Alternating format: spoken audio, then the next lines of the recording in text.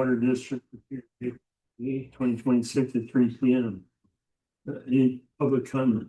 No public comments. All right, well, let's dive right into the agenda then. 1.1, 2025 Urban Water Management Plan update.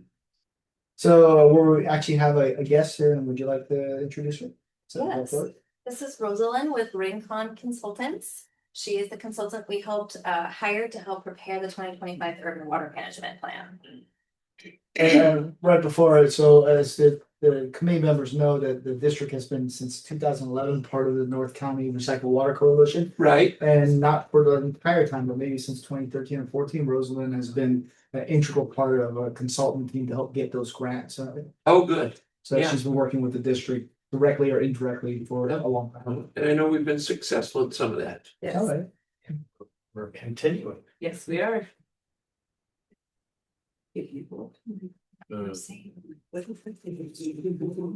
right. Who's driving? We're driving. Right, good afternoon, committee members. This is the draft 2025 Urban Water Management Plan. With this item, we are looking for committee support and feedback if you have any. We're looking for support to bring this forward to a public hearing and consideration of adoption of the Urban Water Management Plan at the May 20th board meeting. So brief summary of the agenda for this presentation. We'll go over the schedule overview, Urban Water Management Plan Act requirements, a brief summary of the district's water service area, wastewater recycled water service area, water demands and conservation, water supply portfolio, the water supply availability for a normal year, drought risk assessment, water shortage contingency plan, and the timeline to adopt the Urban Water Management Plan. So taking a look at schedule overview, Rincon and staff have been working on this since early 2025, where we developed our supply and demand forecasting, submitted that to the Water Authority in May of last year. And then in December of 25, Department of Water Resources released their Urban Water Management Plan Guidebook, which was the guiding document of what we needed to comply with for the plan that we're putting together. January through March, we developed the draft plan. In April, we sent out public notices about preparation of the 2025 Urban Water Management Plan and the public hearing that we're requesting to bring to the board on May 20th. Today, we're here at Engineering Equipment Committee for support and feedback. And then May 20th is public hearing and consideration to adopt the Urban Water Management Plan so that we can meet our submittal deadline to the Department of Water Resources by July 1st. So the Urban Water Management Planning Act was passed in 1984, and essentially it asks that all water suppliers who serve municipal users, so urban users, either over 3,000 acre feet per year or 3,000 connections, if you meet either of those thresholds, to submit an urban water management plan, which is essentially an assessment of supply and demand every 5 years. So every 5 years on the 0-5, but we complete the plan and submit it on the 1 and the 6, which is why it's 2026 due July 1st. The core requirements of the urban water management plan are the description of your water service area, quantification of historical, current, and future water uses, estimates of existing and planned supply sources, and then an assessment of both single and multiple dry year scenarios. What happens in a drought? How do your supplies and your demands change in those circumstances? And then how are you going to manage that if there's a surplus or a shortage during drought conditions? How are you going to manage that through your water shortage contingency plan? So each of those items on the agenda, I only have one slide here, so it'll go pretty quick. This is, of course, you know your water service area. You provide potable water services to about 23,000 connections over 43 square miles. Majority of the land uses are single family residential. This is a map that shows your water service area. And as part of the UWMP requirements, we've identified new annexations, new lands that have been annexed to the water district since the completion of our last plan. That's those purple areas that are identified on the map. we have to make sure that we're accounting for water uses and then future demands in those new annexation areas. The population is forecast to increase from about 100,000. I think you're at 999,960 in 2025. And the forecast is that it'll increase to 121,000 by 2050. Now, this is a forecast that is prepared by SANDAG, San Diego Association of Governments. Every, I believe it's 4 years, they redo their growth forecasts. And that's aligned with their transportation and their regional planning processes. So we used the most recent SANDAG growth forecast to project out population housing units that are going to be constructed within the Vallecitos service area. Your water service has 370 miles of distribution pipeline, 11 pumping stations, and 19 storage reservoirs. As a water resources planner, the first thing I do when I start working with a new group is go straight to their urban water management plan to figure out through the lay of the land. It gives the layperson, members of your public, and a basic understanding of your district, who's there, who do you serve, where are your supply sources. So all of that story is told within this UWMP. So the wastewater and recycled water service area, DWR has added added requirements to provide information about wastewater collected within your service area, as well as how much of that is recycled. So you provide sewer service to about 21,000 connections over 23 square miles. So a smaller service area, slightly smaller number of connections than water service. With, of course, your Meadowlark reclamation facility, 286 miles of pipeline, and 4 lift stations. And as you know, you don't have any retail customers, but you sell that recycled water to your neighbors, Carlsbad Municipal and Liebenheim Municipal. So we did a demand forecast where we essentially looked at future development and student housing. How much future development is forecasted through the SANDAG growth forecast? And we also looked at the development plans that have been submitted within your service area. So we sort of coupled the SANDAG forecast with the development plans that you are anticipating, as well as we looked at the number of ADUs, accessory dwelling units, that are being approved within your service area so that we could forecast out. We anticipate folks will continue to build ADUs. That is going to be part of our affordable housing stock within our region. So we also forecasted out the ADUs. Ongoing as part of our demand forecast, we also looked at implementation of your ongoing conservation programs, all of the things that are on your website, the rebates, the irrigation controllers, the landscape audits, the landscape contests, all of those things have an impact on demands in the future. So we looked at the pace of conservation, how much is being saved through all of those programs. And then, of course, just continued improvements in water use efficiency. That's plumbing fixtures are getting more and more efficient as people remodel their homes. Those will be incorporated. So all of that was incorporated into the demand forecast. On the right there it shows the percent of water use by customer category. Of course, you're primarily a residential community, so you can see that the yellow and orange colors are all residential, as well as a pretty big slice, 18% of irrigation demands within your community. In terms of demand management, as I mentioned, we calculated for the forecast both passive conservation, that's the turnover of the plumbing fixtures, and active conservation, which is the programs that you enroll folks in to encourage changes in behavior. So here's your supply portfolio in terms of potable water. As you know, 100% of your supply originates with the San Diego County Water Authority. So you have your imported water with your potable water purchases from the Water Authority. You also have your Water Authority Vallecitos purchase of 3,500 acre feet per year of desalinated water from the Bud Lewis desalination plant. And then you have your Liebenheim Vallecitos water purchase agreement for 2,750 acre feet of potable water. So they receive raw water from the Water Authority, treat it at their McCollum water treatment plant. and then serve it to your community. And then the wastewater, excuse me. Let's see, where are we? Yes.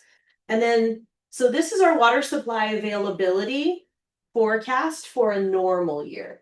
So when we look at all of the supplies that you have available within your community, right? Those are the two. We have either purchased water, which is your direct purchases from the water authority, or your Olivenheim water. And then separately, the way that the state wants us to report is to sort of roll up into these categories. So the other categories are desalinated water.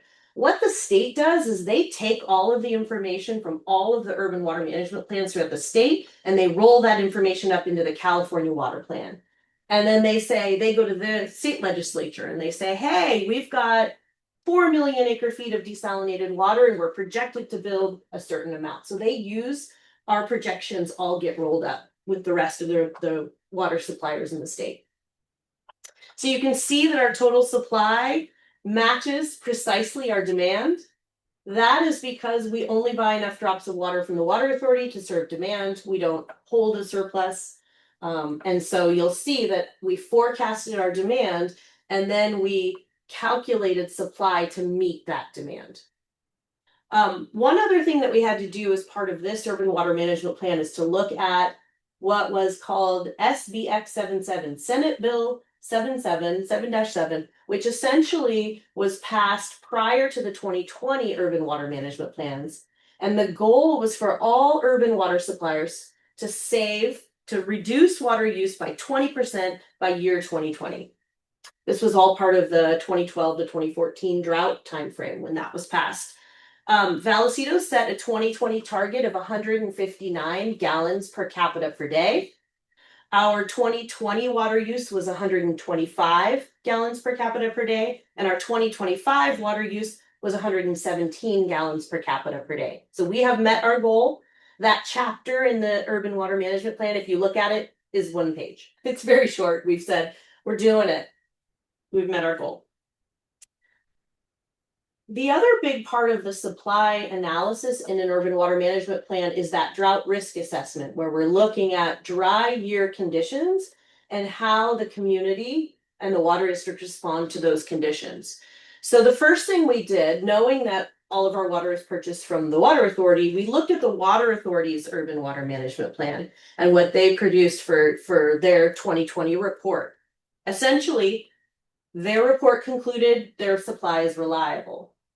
So they have concluded that we have enough regionally, we have enough both local and Colorado River supplies, that no purchases for metropolitan are needed at all in normal year conditions.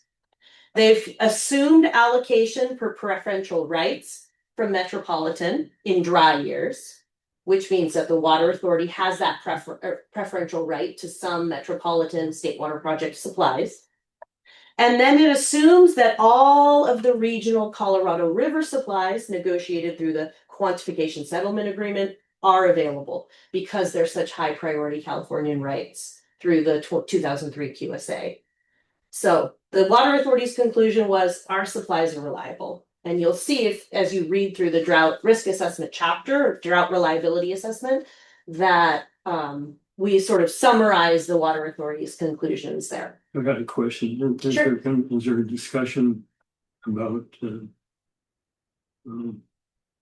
I forgot the question. The states. The surplus water, the water authority selling to Western and Eastern. Is there going to be a discussion on that? There isn't in their urban water management plan. What their tables, if we flip back to the table before, what their tables show when they itemize all of their supplies, their tables show 400,000 acre feet of surplus water. So they have reasonably available access, right? That's the amount of reasonably available water to the water authority. Right. They don't explain how that surplus is necessarily handled or sold off or stored.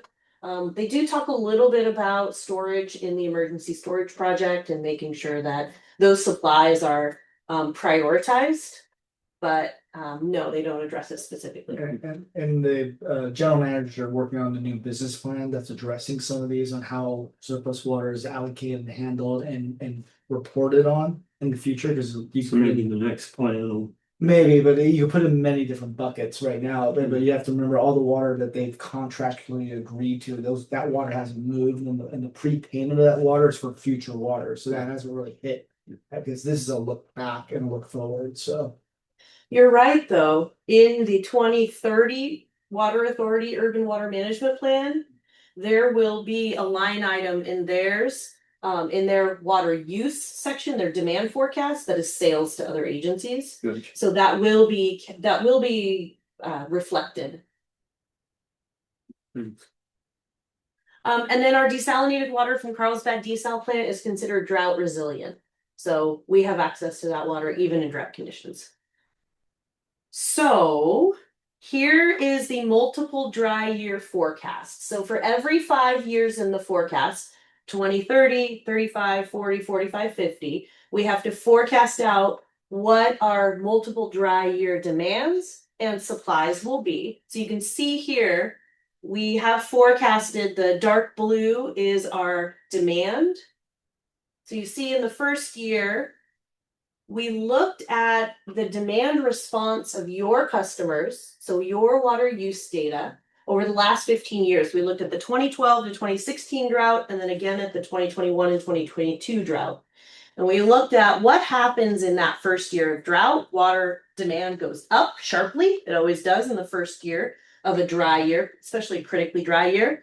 Then it starts coming back down because there's media attention to the fact that the state's in a drought. There is increased conservation messaging that happens, and people just simply start changing their behavior and using less water. So you can see that increment of water that we believe is conserved over a multiple year drought is shown in the hatched, and that we're taking credit for in the plan as implementation of your water shortage contingency plan, which has things like don't fill your pools and, make sure you're conserving water, and prohibitions on, filling fountains, things like that are in a water shortage contingency plan. We do assume an increase in demand and then that corresponding decrease with conservation. And so we're sort of taking credit.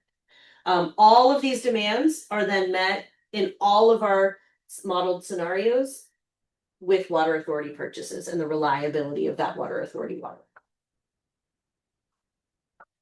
So I think this is almost my last slide here. This is the water shortage contingency plan. So when you go to, when the urban water management plan is presented to board, there's actually two documents, the urban water management plan and the water shortage contingency plan. It must also be adopted and acknowledged. What it does is it predicts and responds how your agency will respond to water shortages, both foreseen and unforeseen. It describes things like what are the demand response measures we're going to implement? What are our communication protocols to get that messaging out? How are we going to enforce those measures? Things like that. So that's all outlined in your water shortage contingency plan. The bottom 6 bullets are your core components of your water shortage contingency plan.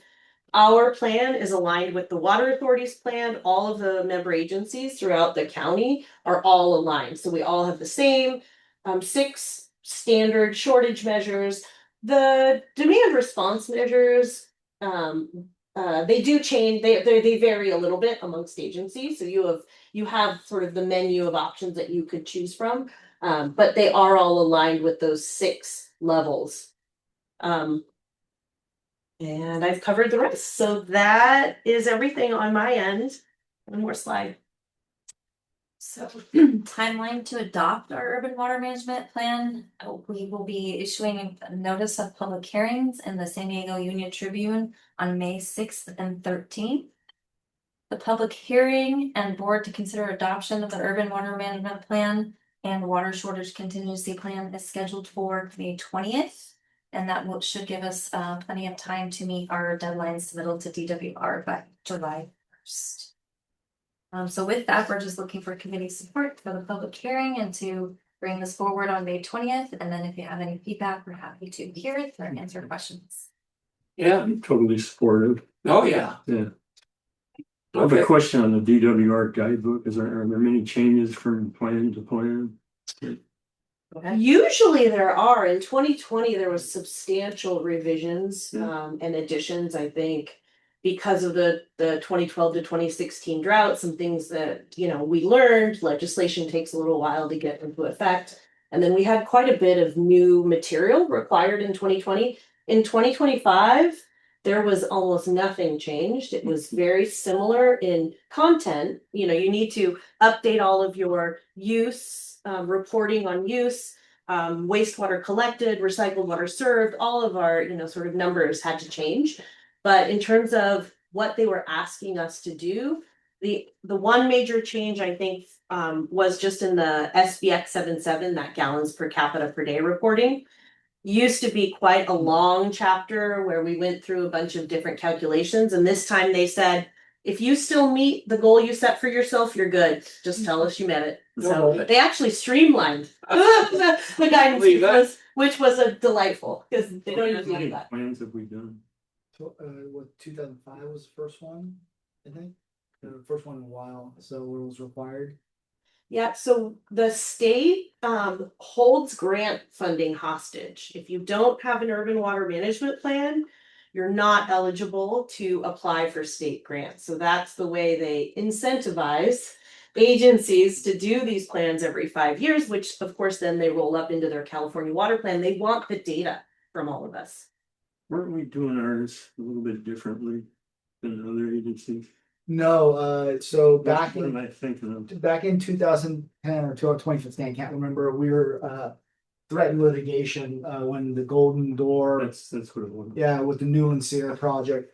And it was basically the way we reported on our conservation requirements, but we followed the exact state model. We were doing it right, no one else was. Yes, and the state actually made everybody else change the way they reported it. So we saw 35% of basically conservation reduction was called based on, you know, basically water across every square footage of area for our master plan and our water use data. And then obviously the water use was a lot less than the master plan use, which assumes every land is developed.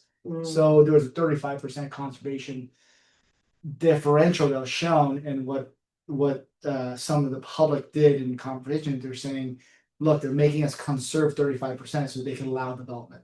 And that's how it was used against us. But at the end of the day, the state adopted ours and made several agencies change their table because we followed the exact table.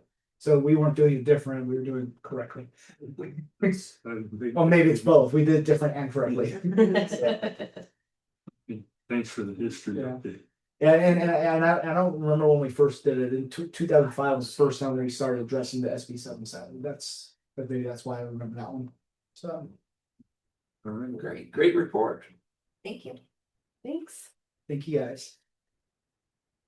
You're welcome to stay if you want. But Wow.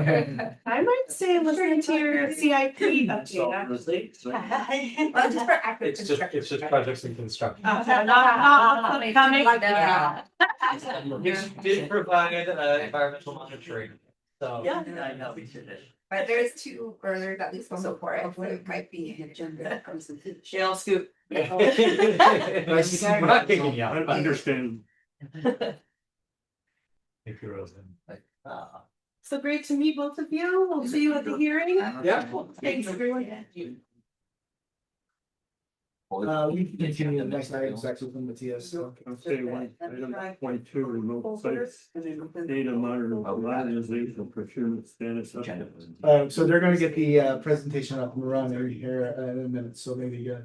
Yeah, you may recall, we just presented at the last, I think it was a special committee that we scheduled, and so Matthias gave an update then. There's been some changes since then, so we just figured we'd keep you updated. Because this will be an action coming to the board soon. Yep, They go within a few months, so thank you for having me. Last time I was here was a few months ago in January, where I provided a previous update. So it was pre RFQ, which has now since been publicly posted. I'm going to try to be as brief as I possibly can. I wanted to provide today a status update on the remote site SCADA modernization project. So a little bit of background that I was alluding to earlier. The RFQ was released in April this month. There was a strong market response. We had a pre-bid meeting. Several vendors attended.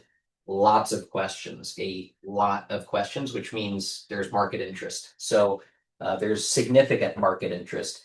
What we learned as a result of that initial discussion we had with them is that in order to ensure that we reduce variability in quotes and responses, we needed to provide more supplemental information, more drawings, more information for them to make sure that we are not getting additional change orders or things that could potentially break our budget in the future when we already have an allocated and set amount dedicated for this project. So there were a few modifications as a result, and I'm going to be talking about those today, 3 in particular. The first modification I alluded to earlier, supplemental engineering drawings are going to be reissued as a result of the questions that we received. We wanted to ensure that we gave them absolutely every piece of information that we have post NDA execution, because it does have some sensitive information on there to the respondents that we're planning on bidding.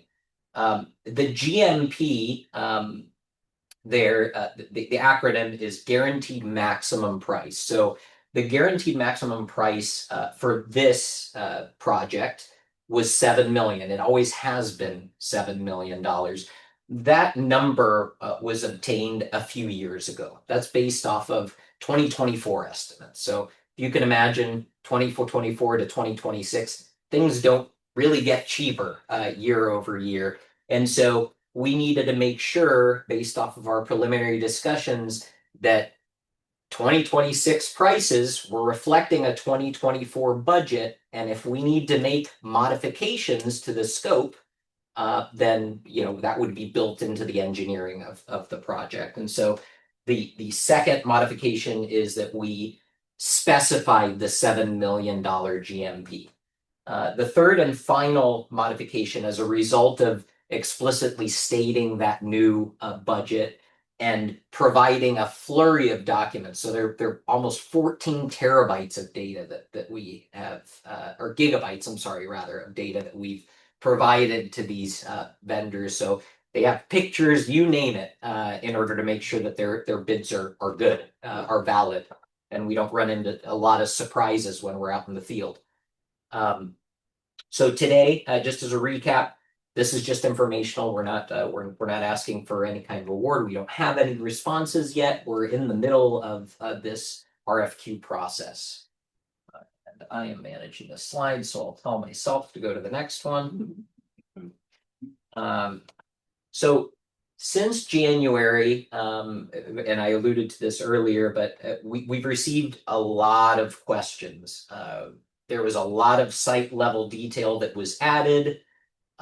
Multiple vendors had indicated during the discussions that the budget that was set in 2024 would likely be exceeded, which warranted us shifting our approach, not necessarily shifting the deliverables of the project or the objectives, but shifting our approach to make sure that we value engineer where we can, to ensure that we're not coming to the board and asking for more, right? We want to be smart with the ratepayer dollars, and so that was what we had to do.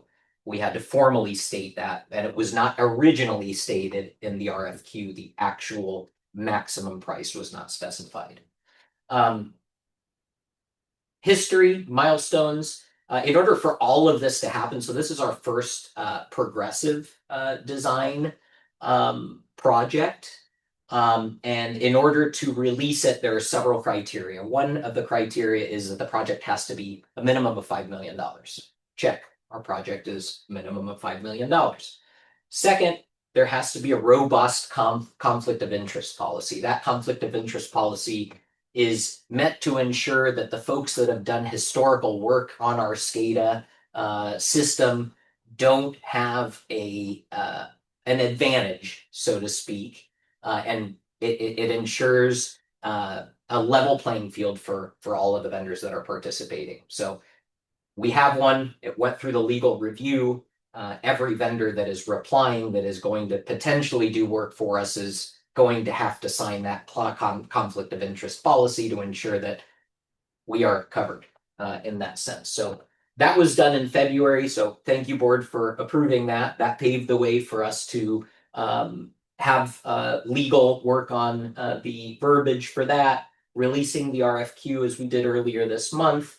The proposals were originally due in April. As a result of us releasing so much more information, we want to give ample time for them to sharpen their pencils, make sure that their bids, like I said earlier, are solid. So that is the second slide. The third slide just talks about what we're doing, and what we have done, and our extension deadlines and specifics about what's been done to date and where we are. So drawings have been released. It includes everything, telemetry, hardware that's out in the field, pictures, conduit, wiring diagrams, existing programming, you name it, as much as we could possibly provide in order for them to have a very dialed in quote response. The point, not to have change orders. That's the point. We want to keep it at budget. We revised the GMP target to specify the $7 million. As I said earlier, the 2024 estimates no longer reflect the current market, and that was very evident during discussions that we had. And so we needed to make sure that the respondents engineered that solution to a $7 million price tag. No point in bringing a $14 million project to you when we have half that amount. And so it also, we ensured the design to budget. And then as a result of all of the additional information that we've provided, the new deadline for proposals is June 4th. We've revised the package with a guaranteed maximum price, and we anticipate the award. This is tentative because this is fluid and hopeful that things go according to plan. We're anticipating an August approval from the board if it is approved, and hopefully it will be. So Just really quick. yes, So for both committee members who currently have served on EWA does a progressive design build project. So the process behind the scenes for EWA is very similar, almost exact. So this is what their staff goes through.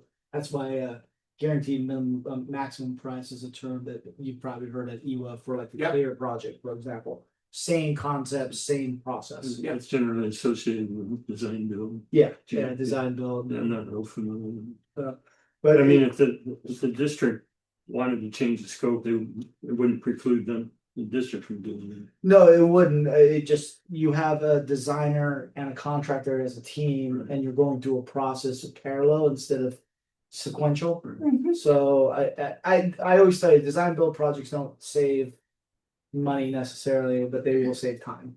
Yeah. So especially given the fact that we have so many locations and there's a lot of variability between sites. Not everything is cookie cutter, and so Part of the project intent is to make it cookie cutter. yes, that's exactly right. But as you could imagine, 20, 30 years of not having standardization. And so we need the designers to get in the same room with the builders so that we ensure that our standards are. And that's an excellent point. This project's unique compared to the majority of the other projects. We either have a linear project or a site that we're building on. We have, 39 sites, and they're all going to be going at some type of overlapping process. 69. 69 sites, thank you. And then they're all going to be going at some type of overlapping process. So that's really a design build process. It just makes a lot more sense with that. So with that being said, I am open for any questions you might have. Any questions? No, good report. Great. Yeah. It gives the committee a little bit more insight into what goes on behind the scenes. Yeah. And what basically Matthias and his team's been working on. So, We need the- Oh, wait, you were free to leave as well. Don't have to say that. I know you have work, I know you have work to do. Thank you, Matthias. You're welcome. You know, we'll be getting out of here for a second. All right, we're on to item 1.3. Fiscal year 25-26 capital improvement programs, Board of 3 update. Thank you. My name is Marissa Padilla. I'm a capital facilities engineer here at the district, and I'll be providing our Q3 update for active construction projects that are being managed by the capital facilities department. Q3 spans the period between January 1st, 2026 and March 31st, 2026. So just updates on the statuses of our projects during that period. During that time, we had 3 projects in active construction with a total project budget for the 3 projects of approximately $31 million. I will take a deep breath. These are larger projects for the district, so we might be coming in total after this, but I'll be providing a brief update on the statuses of this project. But as a reminder, anytime you're interested in knowing where we're at with these projects, you can access the project statuses via the district's website by navigating to departments, engineering, capital facilities, scrolling down here it says active construction projects. And you can either navigate to them on the map or that way, or you can also get the full list of the projects here. And then just clicking on them, and it's just a brief, very brief financial and status. But today I'll be giving them to you verbally, so no need to look. Yeah, as a reminder, we've talked about this a couple times, but the CCT, the chlorine contact tank expansion project and the conversion to sodium hypochlorite projects were combined into a single construction contract totaling about $16 million. The chlorine contact tank expansion project added a new chlorine contact tank above just here north of the existing tank, which is highlighted in yellow. The chlorine contact tanks are the last step in the recycled water treatment process where disinfection is completed to meet regulatory water quality standards. And then the sodium hypochlorite project, it created a new chemical containment area to replace the old existing chemical building to convert our old chlorine gas system, to replace our old chlorine gas system with a safer sodium hypochlorite system. That's just a brief reminder of those projects. So for these projects combined are about 87% complete as of the last quarter. And you may remember on March 18th, the board authorized 3 amendments to 3 consulting agreements for continued construction phase support services that were required because there have been delays in the completion of construction. We currently anticipate, based on the contractor's current schedule, they do anticipate completion in June 2026, pending any further delays. So for the sodium hypochlorite project, last quarter, the biggest milestones that we achieved were the construction of the recirculating pump station for the secondary effluent, and also the installation of water services for the chemical containment area. Those are water services for an eye wash, fire sprinklers, and some wash down areas in that chemical containment area. So just that piping and some additional chemical piping. And so yeah, that was the pump station. There's some pipe stuff for visual effects. For the chlorine contact tank project, the biggest milestones from last quarter were finally finished the protective concrete coating on the new chlorine contact tanks, so hopefully protecting them for years to come. And then there you can see the influent piping, 24-inch, so decently sized for that's the influent piping into the CCTs, chlorine contact tanks. So these, the remaining work, which will hopefully the majority of the remaining work will be accomplished next quarter. And that remaining work is the reinstallation of existing utilities that had to be relocated for the purposes of construction, the installation of the final mechanical equipment, equipment startup and commissioning. And that probably is the process that has the most variability, just because it's kind of where all the bugs are sorted out and our programming is also sorted out. So that is our kind of our biggest area for potential of delays moving forward, and then surface restoration. For the chlorine contact tank expansion project, although it's a combined construction contract, there are two separate budgets. So the chlorine contact tank expansion has 0.5% change orders to date. So we're doing well on that. And then for the sodium hypochlorite conversion project, it is 2.4% of the original contract amount for the sodium hypochlorite project. So also doing well. We are currently negotiating some change orders with the contractor for concrete repairs in the existing CCT that was done before the coating was reapplied. And then also some relocation for unknown utilities that had to be relocated. So those are the change orders that we're currently negotiating. That's it for those projects. The other, our only other project in construction is the Montiel lift station replacement project. And that project, it includes replacement of the lift station, installation and expansion of the FORCEMAIN, and the rehabilitation of influent gravity sewer. These improvements are essential to the planned development of the Montiel sewer basin and accommodate growth in the Nordal Shopping Center. The project is approximately 95% complete, with major infrastructure, including wet well construction, installation of pumps, and the construction of the control room and restroom having been completed. So here you can see. Is that you? That is an action job. I did it for size reference because it's really amazing. I got to go into the wet well. I believe you visited the site. We weren't quite, the wet well hadn't been constructed at the time, but I got to go in and face my fears of heights and small spaces or confined spaces. It's a big space. It is a big space. When you get in there, you really feel the additional emergency storage capacity that is. So right there in that whole area, that's all emergency storage. That smaller area that you can see kind of underground, that's the operational wet well. So in theory, we'll never get above that kind of that smaller area there. So it is Submersible pumps on slides. exactly. You see the railing. Some of the railing has been installed there to the left, kind of behind the scaffolding. It might be a little hard to see, but the pumps are there below there, which you can't see, but they have already been installed, and so yeah, they can be pulled up by the railing. So much easier for maintenance. Our standard design for larger lift stations are wet well, dry well setups, but this lift substation, we don't have the room for it, and Very convenient. also, you can justify the cost of doing that on such a small home station. So all that work has been completed. As you can see there, that's our combination control room and restroom that I mentioned has also been completed. So the remaining work, which we anticipate being completed next quarter, would be equipment startup and commissioning, the final connection of all the influent sewer into the lift station. So right now, into the wet well, right now we're on a bypass system, so we'll have to finally connect that and get those pumps going, and then surface restoration. So the staff has currently approved change orders totaling 3.8% of the contract price. We are working with a contractor to negotiate additional change orders for upgrades to the odor control system. And then also additional unknown utility relocations. However, at this time we do not anticipate exceeding our 5% construction contingency, which is approved previously.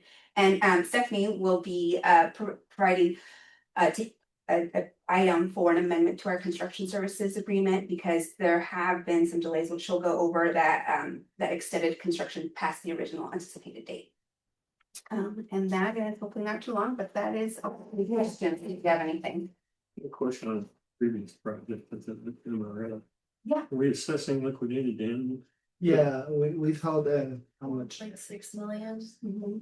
Yeah, but I mean, our costs are going to probably equal or exceed that between additional costs and CENA and costs between all these amendments and everything. And of course, the contractor is gonna do what the contractors need to do, so we'll see. We'll be talking about the ELITHARP project in sessions with the board, I'm sure, for a while. So. Okay. Thank you, Marissa. Good afternoon, committee members. My name is Stephanie Roman Phillips, and I am your district engineering manager.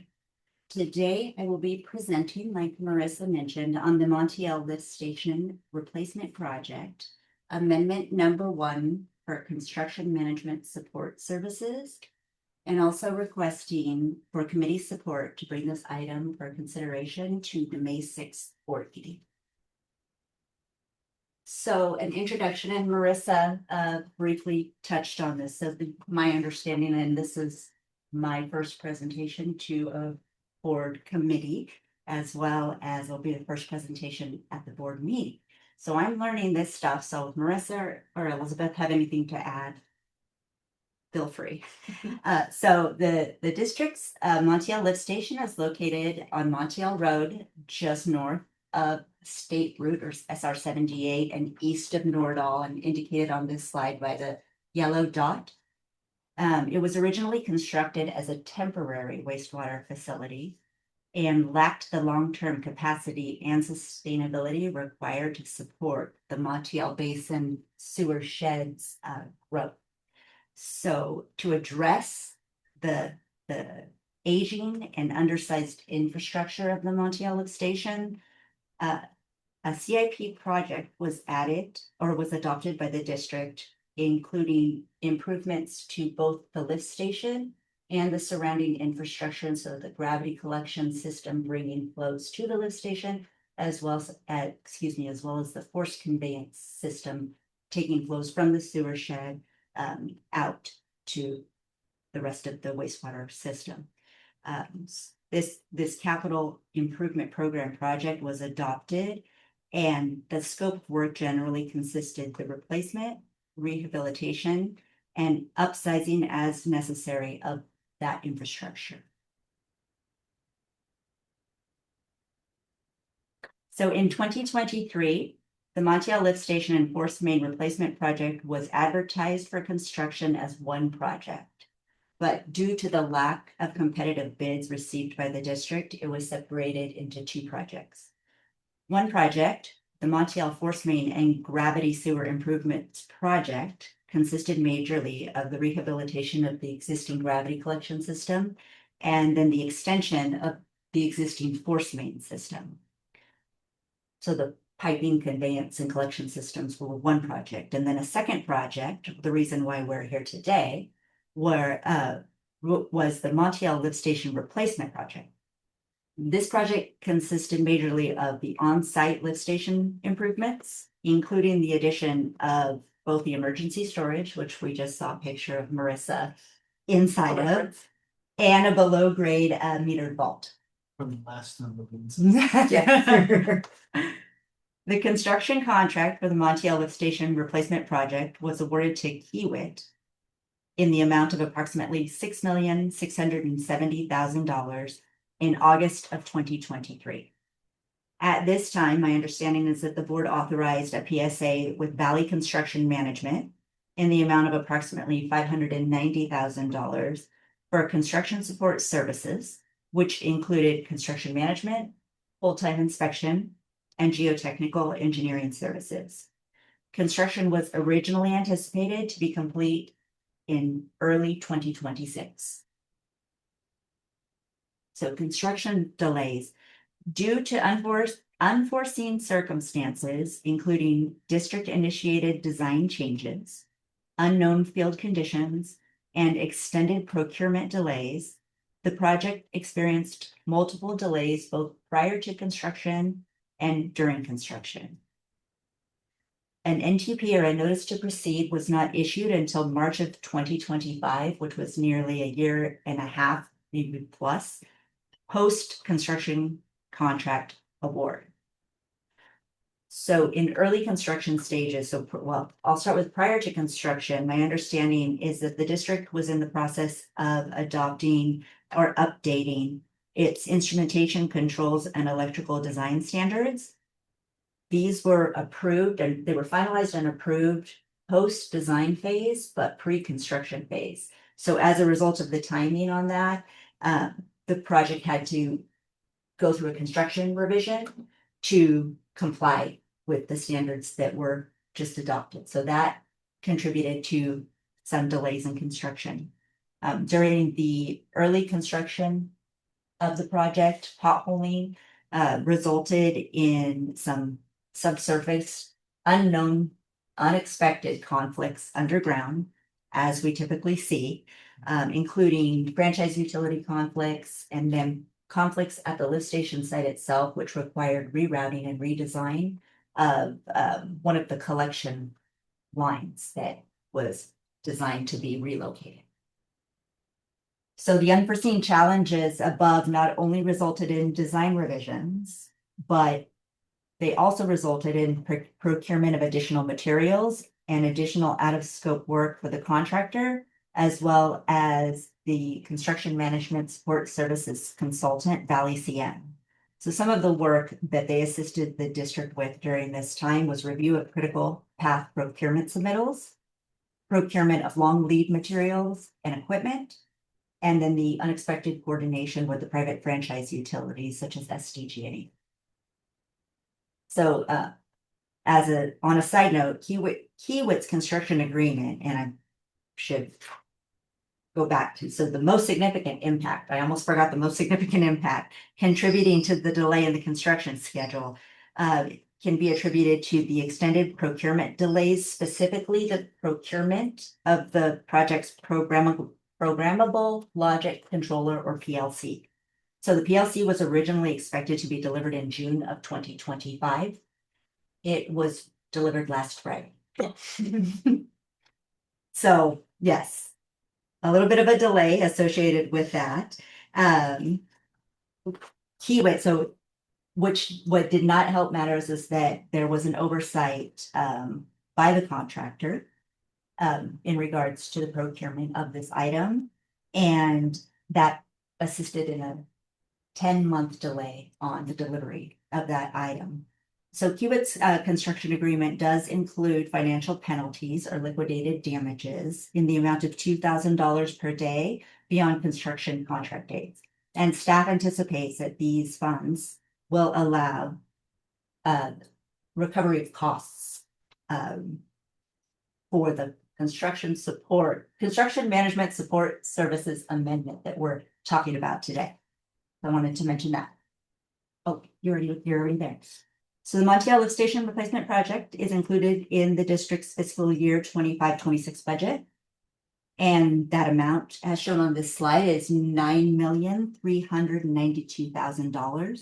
And if approved by the board, a budget increase would not be necessary, as the proposed CM support services amendment would be within the project budget. So today, staff is requesting committee support to bring amendment number 1 to the PSA for construction support services with Vallecitos on a time and materials basis in the amount not to exceed $70,315 to the May 6th board meeting. And with that, I conclude my presentation, and thank you very much. If there are any questions, I will do my very best to answer them. The liquidated damages of $2,000 a day, how many days of delay do we believe?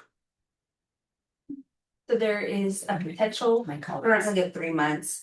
Now there is still, the contractor is disputing some of that, or that they think that they're due additional days for some of the design changes that the district requested. Yeah, So we are in active negotiations for that, but they, based on the estimate we have, they would well exceed our, this amendment, the cost of this amendment. So we anticipate that overall we'll be able to recover the damages after negotiations. okay. Yeah, but don't do the math, because there's no guarantee we'll receive all of it. Yeah. Yeah, right.